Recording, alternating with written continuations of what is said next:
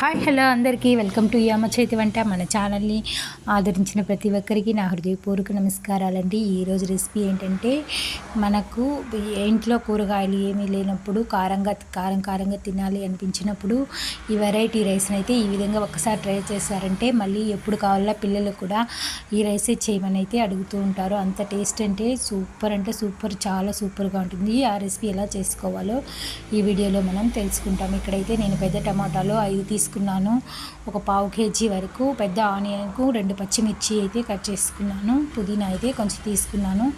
ఇప్పుడు పట్ట, లవంగం, గరం మసాలా సరుకులు అయితే ఒక 1/2 టీ స్పూన్ తీసుకున్నాను. ఆయిల్ వేసుకొని గరం మసాలా అయితే ఫ్రై అయిన తర్వాత పచ్చిమిర్చి వేసుకొని ఆనియన్ వేసుకొని ఫ్రై చేసుకోవాలి. ఆనియన్ బాగా ఫ్రై అయిన తర్వాత టమాటాలు అయితే వేసుకోవాలి. టమాటాలు బాగా మగ్గిన తర్వాత పసుపు, కారం, ఉప్పు, గరం మసాలా పౌడరు అయితే వేసుకొని టమాటాలని సిమ్లో అయితే మూత పెట్టి ఉడికించుకోవాలి. ఇలా ఉడికించుకుంటే సిమ్లో ఉండడం వల్ల టమాటా అయితే బాగా మెత్తబడుతుంది. ఉప్పు, కారం అంతా కూడా బాగా పడుతుంది రైస్కి, టమాటాలకి.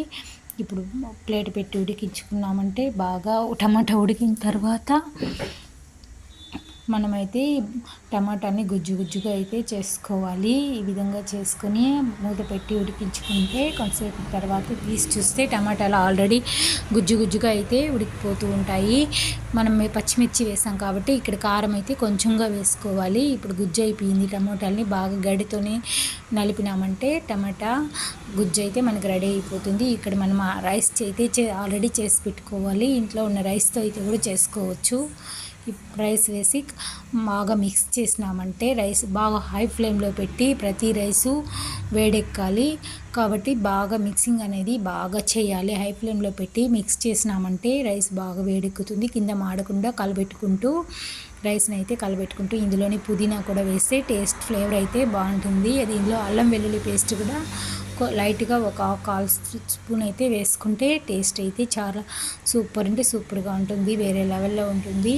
మీరు కూడా ఈ ఇంట్లో ట్రై చేసేటప్పుడు ఈ విధంగా రైస్ని అయితే ట్రై చేసినారంటే ఇంట్లో అవసరానికి కర్రీస్ లేనప్పుడు అయితే ఈ రైస్ ట్రై చేస్తే చాలా సూపర్గా ఉంటుంది. ఈ రైస్ కర్రీ అవసరం లేకుండానైతే మనం తినేవచ్చు. ఒక్క ముద్ద తినేది 4 ముద్దలు తింటారు ఈ రైస్. అంత టేస్టీగా అయితే ఉంటుంది. ఇక్కడ మనం గరం మసాలా వేసాం కాబట్టి ఈ వీడియో నచ్చిందంటే లైక్ చేసి సబ్స్క్రైబ్ చేసుకోండి. మరిన్ని మంచి వీడియోలతో మళ్ళీ